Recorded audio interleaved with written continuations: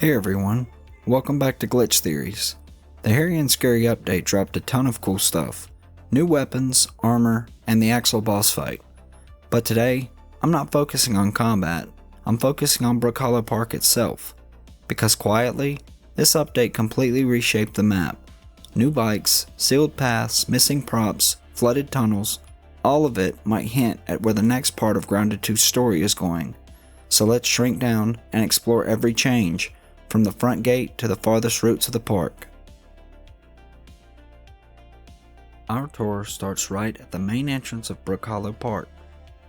And this is the first thing I noticed. A new bike rack holding two full-size bikes locked together.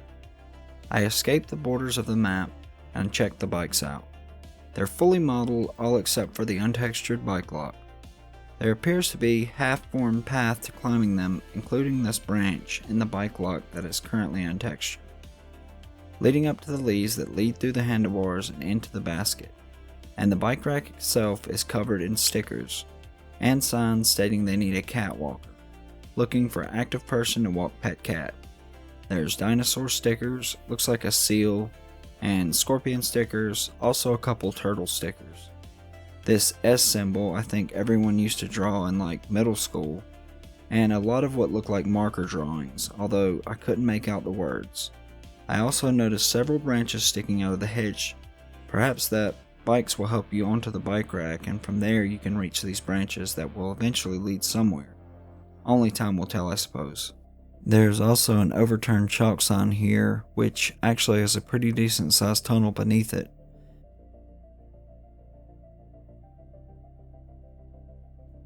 It starts out pretty narrow before coming to a pretty open sized room.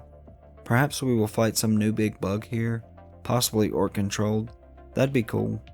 But what do you think these rooms will be used for? I took a look through this tunnel, but it's mostly empty with dead ends, at least for now. Next, by the lattice covered park bench, there's another bike. This one, bright red. It leans slightly on its side near the fencing, and just like the entrance area, there's another unused tunnel, although this one's entrance is not open as of yet, and it sits here at the handle. With the addition of this bike and the two at the bike rack, the total bike count in the park sits at 4. If you didn't already know, at the other side of the bridge next to the overturned trash can and park bench, sits another pink bike, laying in what looks like will be a pond in the future. That one's been here since early builds, but now, with the other bikes added, it suddenly fits into a larger pattern. We've got 4 bikes total, scattered around the park, and that can't be a coincidence. So let's talk about it. 2 locked bikes at the entrance, 1 red, 1 pink. 1 red bike near the bench, 1 pink bike at the bridge, 4 total. Just like our 4 protagonists, Willow, Pete, Max, and Hoops. The 2 locked together instantly made me think of Willow and Pete. They're the more responsible pair, the kind who actually secure their bikes before heading in. And with long-running fan theories hinting that they might be dating, the image of 2 bikes chained together feels intentional, almost symbolic. Then there's the red bike near the bench. Loud, color, careless placement, that screams Max. He's brash, confident, and not big on rules. Finally, the pink bike by the trash can matches Hoops perfectly. She's athletic, impulsive, and likely to just throw her bike down mid-rush. It could just be clever set dressing, or it could mean the developers are placing story anchors for future memory or flashback sequences.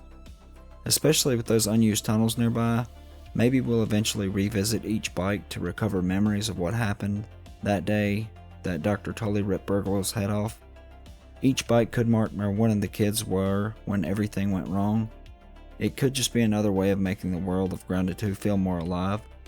After all, what's more 90s than a group of friends riding their bikes together? Another small thing to note, the notebook that used to sit near the lattice bench has been removed. It never had text in it, but its removal does stand out. Developers don't usually delete place props unless they're reworking the area. The same story with the fountain near the bridge, it's completely removed. These disappearances likely mean that the section's being rebuilt for new objectives or performance reasons. It's less about lore here and more about map refinement. The woodpile area also got a small change. Both its entrance and its exit are now sealed with splinters that require a tier 3 axe to chop through. The tier 3 axe upgrade can't be achieved in story mode yet, only in creative. It's not surprising as splinters were in the original, and it only makes sense to bring them back. When you do break through, the splinters drop splinters just like in the original, grounded, but they can't be scanned or crafted in anything yet.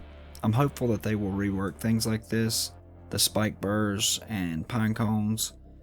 That way they can bring more out of them than just what they did in the original. But with the future size of Grounded 2's map, there is so much potential. Another small removal around this area is the Squirts Milk Carton that used to sit just out of bounds near the fire pit. It was a really interesting detail, a large carton showing the 4 protagonist faces printed on the side. That entire prop has now been removed from the game. But here's the weird part, walking near the spot where it used to be still triggers the map marker to unlock, as if it's the object's data is still active underneath the terrain. That feels deliberate. In the original Grounded, there was also a milk carton showing 4 missing teenagers, but we never actually meet them. They were presumed dead. Thinking about that makes me remember the writing found on the wall inside the statue lab that's left by the mysterious stranger, and it reads, "Where'd they bury the other teenagers?" So seeing the milk carton disappear right after they add new out-of-bounds bikes doesn't feel like a coincidence. It feels like the devs are quietly trying to cover some tracks to keep the story under wraps. Next, if you head to the park bench in the north part of the map, near the bench, you'll see a ranger outpost marker update on your map, but the actual lab is yet to be built yet. But that's not the interesting part. If you look at the drainage pipes nearby, you'll see they are really different than they were before the update. Before, they were empty and they led to the underside of the map, and if you walked off the end of it, you would just fall into the void below the map. Now they're flooded with water, with weed walls blocking deeper paths. Since swimming isn't implemented yet, you can just walk through the water, but that's the point. This is a framework for future underwater exploration. I'm curious though, do you believe they will just bring back the dagger for these weed walls, or will these function like the root walls for the soldier ant buggy, and we need some type of water buggy that can break through them? Let me know in the comments. Anyway, if we explore the drainage pipes, we can find a milk molar, and then eventually we pop out of the water and into a tunnel with the glowing light of a lab door. If we explore, we quickly come to an empty room and a room with a locked door. This room looks similar to the pneumatic tube system rooms from some of the other ranger stations. There are shelves with what looks like blueberry bandages. Is this the beginnings of the park bench ranger station? I'm not sure, but it sure is cool to see. A few more small things of note around here are several old props have quietly vanished. The mixtape with a pencil, the sandcastle buckets, and the shovel and stuff southeast of the bench. These may have been cut for performance reasons, but the change in atmosphere is noticeable. Brookhollow Park feels less like the playful backyard and more like a focused survival environment. That tonal shift might tell us where the sequel's heading. If you walk behind the park bench, the hedge here has winding branches that you can climb up that don't really lead anywhere right now. There are a ton of spider bridges here and a noticeable hole in the hedge that feels like it might have something there in the future. But the new interesting thing here is actually down below. There's a hole in the ground that actually leads under the map, and if we look, a tunnel that stretches under that very hedge part we explored before. The tunnel is filled with the very dangerous scorpions, but if we make our way all the way to the back, we can find a mega milk molar, further giving the hint that this area will probably hold some significance. Another quick thing, although I'm not sure if this is new with the update or if it just took me longer to find it, but over here south of the frisbee, in the hedge with the transmitter on it, is an area I got to from under the map. It actually connects to the drainage pipe you see on the map, but a huge rock keeps you from getting to this side. There's actually a stretch of pipe filled with water that leads to a small bit of an underwater lab, and this section gives you a little idea of swimming in Grounded 2. Although this is clearly not the final product, as you have to tap space a lot to swim up, and tap control a lot to swim down. But for those of you who have completed Grounded 2's story and are looking to explore while you wait for the next update, these are just some things you can check out. I want to thank everyone who stuck around to the end of the video, and if you like this video, please give it a like, as that always gets me motivated to do more of these videos. If you want to see more videos, then subscribing always helps. Anyway, I really like the Plague Doctor aesthetic of the Mantis armor. I'm also interested in a sort of Beastmaster build with the Night Stalker armor, and I think the Axel boss fight feels good. It's challenging, but it's not ridiculously challenging. And if you couple that with the military music sounds and the toy soldiers and the littered jacks, it definitely gives this a Kevin McAllister vibe, and it leads to an awesome boss fight. But at this point, everyone has talked about the boss and the new weapons and armor, so I just wanted to focus on Brookhollow Park itself. And when you look at all the changes together, the 4 bikes, the missing milk carton, the tunnels, the block paths, and the deleted props, it paints a little bit of a picture. The developers are rebuilding Brookhollow Park from the edges, leaving us hints about where new system and story beats will land. Those bikes might become a key to revisiting lost memories.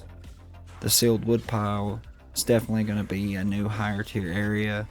The missing Squirts carton might connect the 4 protagonists to the forgotten teens from the original game. But who knows?